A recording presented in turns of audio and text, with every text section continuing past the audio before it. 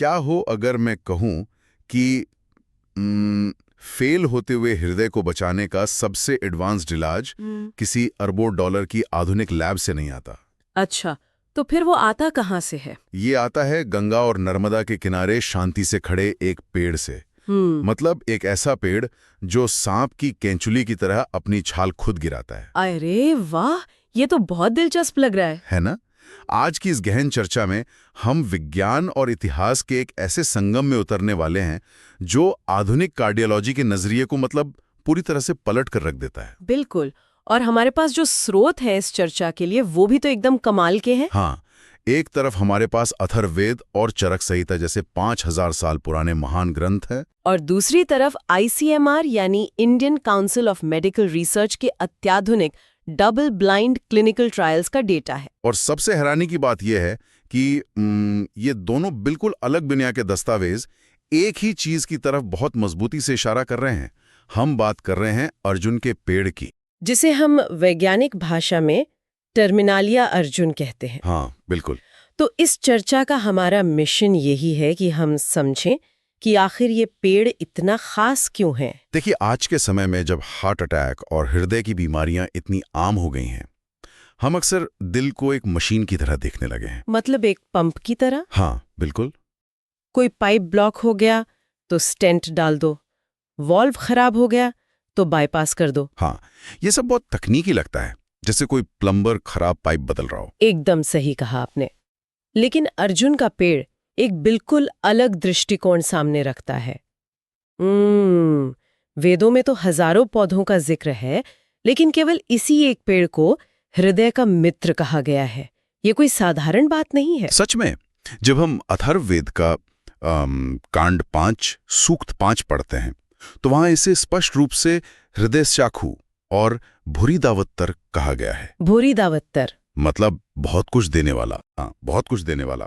और अर्जुन कोई छोटा मोटा पौधा नहीं है, ये एक विशाल सदाबहार पेड़ है। और इसकी एक प्राकृतिक खासियत है जो एकदम ध्यान खींचती है। वो क्या? ये पेड़ अपनी पुरानी भूरी छाल को खुद ब खुद पतली परतों में गिराता रहता है और अंदर से एक बिल्कुल नई क्रीम सफेद रंग की परत निकलती है। अच्छा, तो ये अपनी छाल बदलता रहता है? हाँ, ऐसा लगता है जैसे ये पेड़ अपनी पुरानी छाल को खुद गिराकर एक रूपक के तौर पर हृदय से पुरानी रुकावटों या खराब कोलेस्ट्रॉल को हटाने का संकेत दे रहा हो। जैसे वो प्रकृति की भाषा में कह रहा हो कि मैं ब्लॉकेज हटाकर धमनियों में नया रास्ता बना सकता हूँ। सुनने में ये विचार बहुत काव्यात्मक और सुंदर लगता है, लेकिन हमें यहाँ थोड़ा सावधान रहना चाहिए। सावधान क्यों? क्योंकि प्राचीन वेद केवल पेड़ की शक्ल या उसके छाल गिराने की प्रक्रिया देखकर इतने बड़े निष्कर्ष नहीं निकाल रहे थे। उनका ज्ञान किसी अंधे तुक्के पर आधारित नहीं था। अच्छा, तो फिर वो किस पर आधारित था? वो पेड़ बहुत ही सख्त और गहन अवलोकन यानी ऑब्जर्वेशन का परिणाम था। अगर हम सुश्रुत संहिता को देखें, जो मुख्य रूप से प्राचीन सर्जरी का ग्रंथ है। हाँ, महर्षि सुश्रुत का ग्रंथ। बिल्कुल, वहां महर्षि सुश्रुत ने इसे हृदयाख्य कहा है, मतलब हृदय के नाम वाला। उन्होंने अपनी क्लिनिकल प्रैक्टिस में ये देखा था कि अर्जुन के फल, पत्ते और छाल तीनों ही रक्तस्राव यानी ब्लीडिंग को रोकने में अचूक हैं। और घाव भरने में भी? हाँ, घाव भरने में भी बहुत सक्षम है। लेकिन एक मिनट, शरीर के बाहर के घाव भरने का हृदय की बीमारियों से क्या लेना देना? मतलब बाहर से खून रुकना एक बात है, पर हार्ट अटैक तो शरीर के अंदर धमनियों में होता है ना। यही तो वो कड़ी है जो आधुनिक विज्ञान को भी हैरान करती है। हम अक्सर सोचते हैं कि हार्ट अटैक या ब्लॉकेज की शुरुआत कोलेस्ट्रॉल के जमने से होती है। हाँ, यही तो सब कहते हैं। पर असल में ऐसा नहीं है। इसकी शुरुआत होती है धमनियों की अंदरूनी दीवार पर एक बहुत ही सूक्ष्म घाव या माइक्रो इंजरी से। अच्छा, माइक्रो इंजरी। हाँ, जब तनाव, ब्लड प्रेशर या खराब जीवन शैली के कारण नसों के अंदरूनी हिस्से में टूट-फूट होती है, तो शरीर उस अंदरूनी घाव को भरने की कोशिश करता है। और कोलेस्ट्रॉल वहां क्या करता है? कोलेस्ट्रॉल असल में उस घाव पर लगाई जाने वाली एक प्राकृतिक बैंडेड है। अरे वाह, ये तो बहुत ही दिलचस्प एनालॉजी है, बैंडेड। बिल्कुल। और जब ये बैंडेड बहुत ज्यादा जमा हो जाती है, तब जाके वो ब्लॉकेज बन जाती है। सुश्रुत ने जो देखा कि ये पेड़ बाहर के घावों को तेजी से भरता है, वही हीलिंग क्षमता शरीर के अंदर धमनियों की दीवारों की सूजन यानी इन्फ्लेमेशन को भी खत्म करती है। मतलब अगर अंदर घाव ही नहीं होगा तो कोलेस्ट्रॉल को वहां जमने की जरूरत ही नहीं पड़ेगी। एकदम सही समझे आप। ये तो एक बहुत ही गहरी समझ है। मतलब वे लक्षण पर नहीं, सीधे जड़ पर वार कर रहे थे। बिल्कुल। लेकिन मान लीजिए कि प्राचीन वैद्यों ने पेड़ की इस खूबी को पहचान भी लिया। अब एक बड़ी व्यावहारिक समस्या आती है। लकड़ी जैसी सख्त छाल के औषधीय गुणों को निकालकर शरीर के अंदर सीधे हृदय की कोशिकाओं तक कैसे पहुंचाया जाए? हाँ, ये एक बहुत बड़ी चुनौती थी। क्योंकि कच्ची छाल चबाने से तो ये केमिकल सीधे खून में नहीं चले जाएंगे ना। और यहीं पर चरक संहिता की फार्माकोलॉजी सामने आती है, जो मुझे सच में सबसे ज्यादा दिलचस्प लगी। आयुर्वेद में इसे औषध कल्पना कहते हैं। मतलब दवा को सही रूप में तैयार करना उतना ही महत्वपूर्ण है जितना कि खुद दवा। चरक संहिता में अर्जुन को हृदय गण में सबसे पहला स्थान दिया गया है। हृदय गण, इसका मतलब हृदय के लिए सबसे लाभकारी जड़ी बूटियों का समूह। बिल्कुल। और चरक संहिता में इसे शरीर में पहुंचाने के लिए एक बहुत ही विशेष नुस्खा दिया गया है, जिसे अर्जुन शीरपाक कहा गया है। इसकी विधि पर थोड़ा ध्यान देना जरूरी है। हाँ, ये विधि बहुत खास है। इसमें अर्जुन की छाल के चूर्ण को दूध, पानी और घी के साथ तब तक पकाया जाता है जब तक पानी पूरी तरह उड़ ना जाए। हाँ, और केवल दूध व घी का मिश्रण न बच जाए। अष्टांग हृदयम में वाग्भट ने इसे हृदय स्पंदन यानी धड़कन का अनियंत्रित होना और सीने के दर्द के लिए सबसे सटीक उपाय बताया है। आज का कोई भी कार्डियोलॉजिस्ट किसी दिल के मरीज को घी या भारी फैट खाने की सलाह तो नहीं देगा। आधुनिक मेडिकल साइंस तो चीख चीख कर कहता है कि कोलेस्ट्रॉल कम करो, घी तेल बंद करो। हाँ, ये तो है। ऐसे में हृदय की सबसे बेहतरीन दवाओं को घी में पकाने की बात कहना तो मतलब आग में घी डालने जैसा हुआ ना। सतही तौर पर देखने पर यह बिल्कुल विरोधाभासी लगता है, मैं मानती हूँ।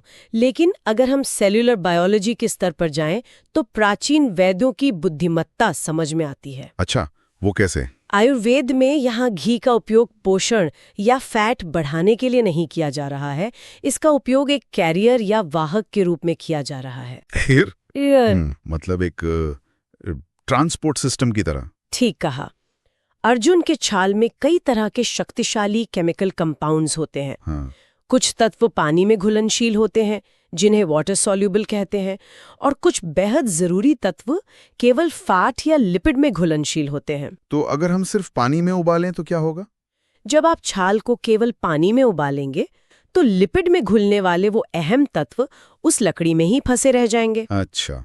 लेकिन जब आप पानी, दूध और घी को एक साथ उबालते हैं तो पानी छाल से वाटर सॉल्यूबल तत्वों को खींच लेता है और घी उन लिपिड सॉल्यूबल तत्वों को बाहर निकाल लेता है।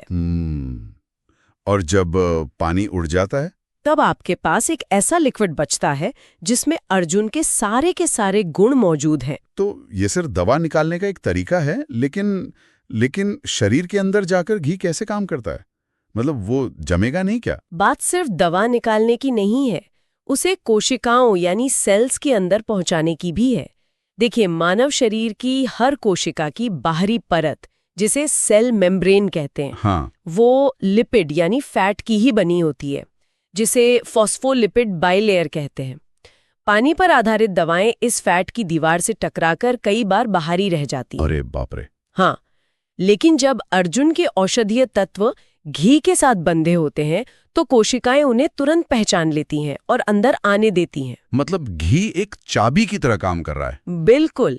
यह घी धमनियों में जमता नहीं है, बल्कि ये दवा के लिए एक वीआईपी पास का काम करता है, जो अर्जुन के औषधीय गुणों को सीधे हृदय की कोशिकाओं के अंदर तक एस्कॉर्ट करके ले जाता है। ये वाकई हैरान करने वाला है। मतलब हजारों साल पहले जब कोई माइक्रोस्कोप नहीं था, वे लोग एक सेलुलर डिलीवरी सिस्टम डिजाइन कर रहे थे। यही तो प्राचीन ज्ञान की गहराई है। लेकिन प्राचीन फार्माकोलॉजी का ये ज्ञान अपनी जगह है और आधुनिक विज्ञान अपनी जगह। आधुनिक चिकित्सा तब तक किसी चीज को प्रामाणिक नहीं मानती जब तक कि वो क्लिनिकल ट्रायल्स के कड़े मापदंडों पर खरी न उतरे। एकदम सही बात है। और इसी बात ने आधुनिक वैज्ञानिकों को इस छाल को अपनी लैब में टेस्ट करने के लिए मजबूर किया।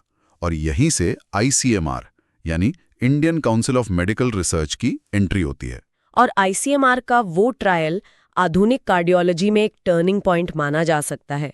उन्होंने इसे एक बहुत ही गंभीर स्थिति में टेस्ट करने का फैसला किया, जिसे कंजेस्टिव हार्ट फेलियर या CHF कहते हैं। कंजेस्टिव हार्ट फेल्योर को थोड़ा सरल भाषा में समझना जरूरी है।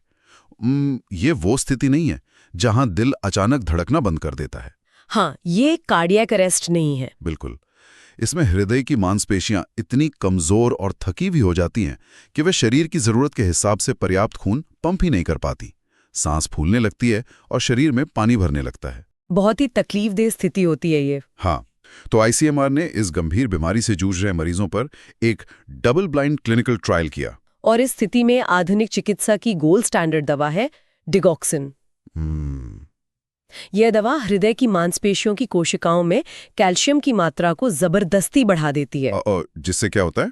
जिससे कमजोर हृदय को जोर से सिकुड़ने और खून पंप करने की ताकत मिलती है। मैंने जब इस ट्रायल के परिणाम पढ़े तो वे किसी चमत्कार से कम नहीं लगे।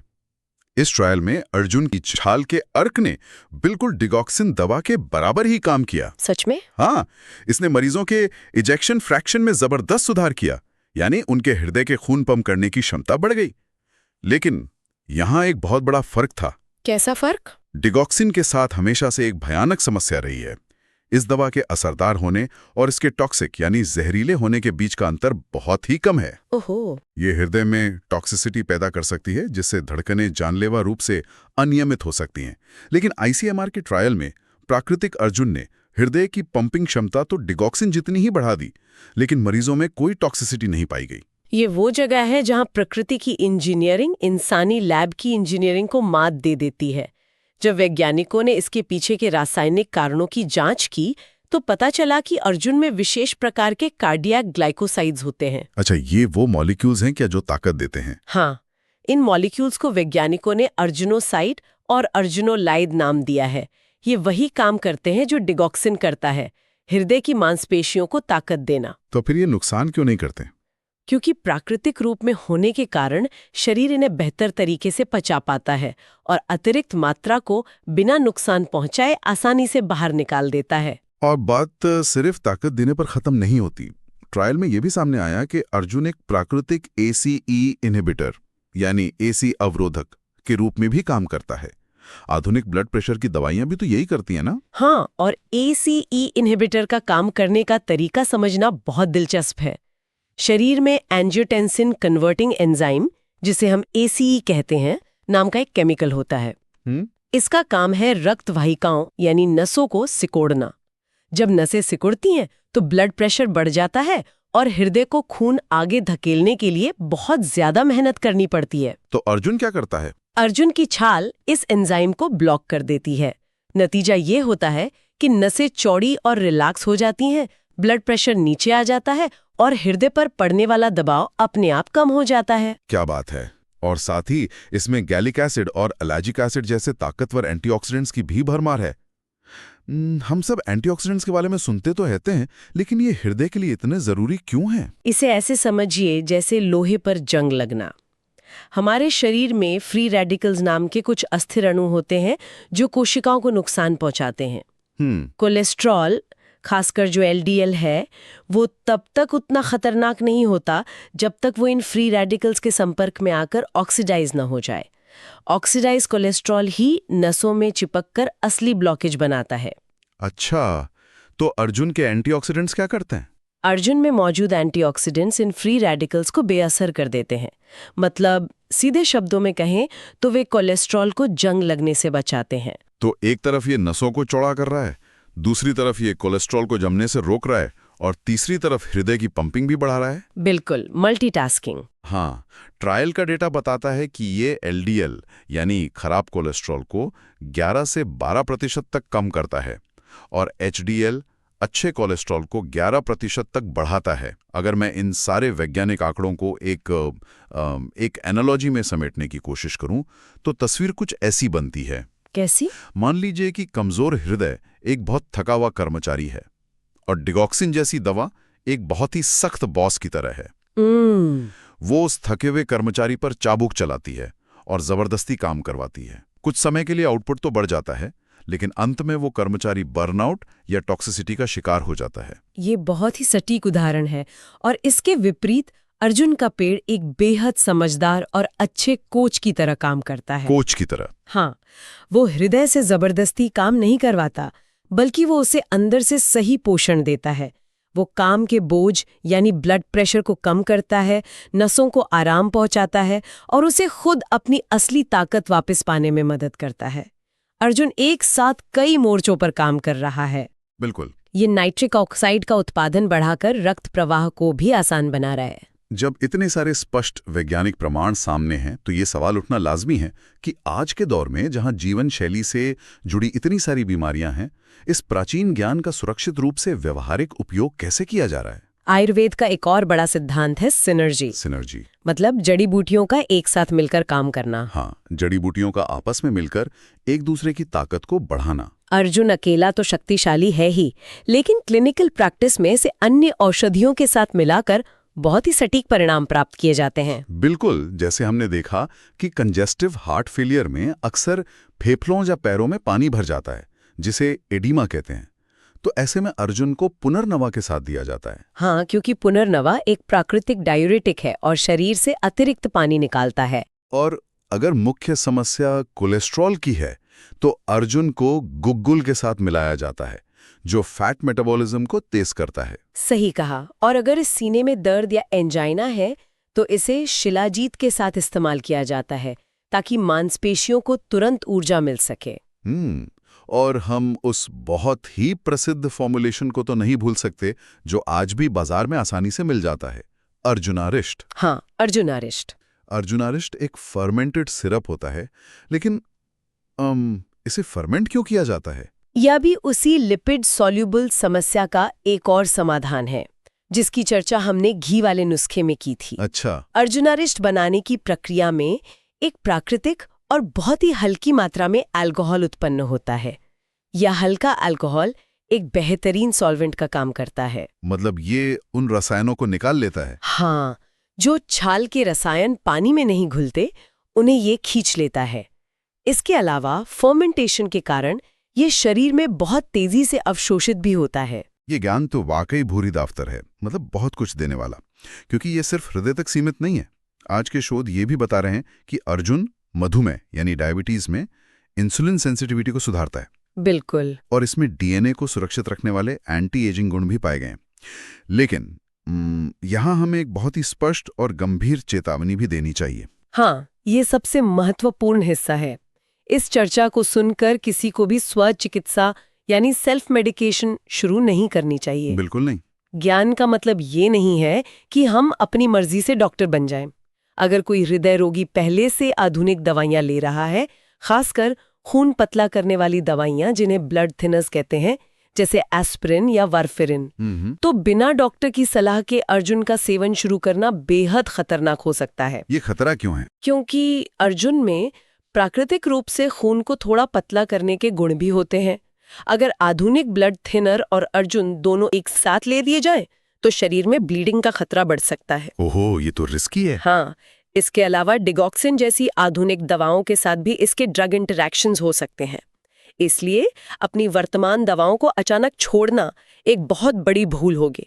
असली समझदारी और भविष्य की चिकित्सा इंटीग्रेटिव मेडिसिन में है। इंटीग्रेटिव मेडिसिन मतलब कि एक योग्य कार्डियोलॉजिस्ट और एक आयुर्वेदिक वैद्य साथ मिलकर काम करें, जहां इमरजेंसी और डायग्नोस्टिक्स के लिए आधुनिक तकनीक का इस्तेमाल हो और हृदय को लंबी उम्र तक स्वस्थ रखने के लिए अर्जुन जैसे प्राकृतिक उपचारों का। एकदम सही। आज की इस पूरी चर्चा ने ये साबित कर दिया है कि अथर्ववेद के सूक्तों से लेकर आईसीएमआर की अत्याधुनिक लैब तक टर्मिनेरिया अर्जुन का रुतबा जरा भी कम नहीं हुआ है। यह हम सभी के लिए एक बहुत बड़ा रिमाइंडर है। आज के समय में जब हम हर छोटी बड़ी समस्या के लिए इंटरनेट पर नए नए सिंथेटिक सप्लीमेंट्स और केमिकल फॉर्मूले खोजते रहते हैं। हाँ, हम हमेशा कुछ नया ही ढूंढते हैं। तब ये पेड़ हमें याद दिलाता है कि अक्सर सबसे प्रभावी, सुरक्षित और शक्तिशाली समाधान हमारे आसपास मौजूद प्रकृति में ही छिपे होते हैं। वे बस हमारे ध्यान देने का इंतजार कर रहे हैं। आज हमने देखा कि कैसे आधुनिक विज्ञान ने अपने इलेक्ट्रॉन माइक्रोस्कोप और डबल ब्लाइंड क्लिनिकल ट्रायल्स के जरिए बिल्कुल उसी बात पर मोहर लगाई है जो 5000 साल पहले वेदों और संहिताओं के पन्नों पर बिना किसी लैब के लिख दी गई थी। बिल्कुल। ये पूरी यात्रा हमें एक बहुत ही गहरे विचार के साथ छोड़ जाती है कोई भी सोचेगा कि क्या हम आज आधुनिक मेडिकल साइंस में सच में नई दवाइयों का आविष्कार कर रहे हैं, या हम सिर्फ एक अहंकार में जी रहे हैं और असल में हम केवल उस प्राकृतिक भाषा को दोबारा पढ़ना सीख रहे हैं जिसे हमारे पूर्वज बिना किसी तकनीक के पहले से ही धारा प्रवाह बोलते थे। सोचने वाली बात है। सोचिए, प्रकृति की खामोशी में ऐसी और कितनी डिगॉक्सिन या एस इनहिबिटर्स छुपे होंगे जो किसी लैब के ठप्पे का इंतजार कर रहे हैं, जबकि वे हजारों सालों से हमारी नदियों के किनारे चुपचाप खड़े हैं। इस बारे में सोचिएगा जरूर।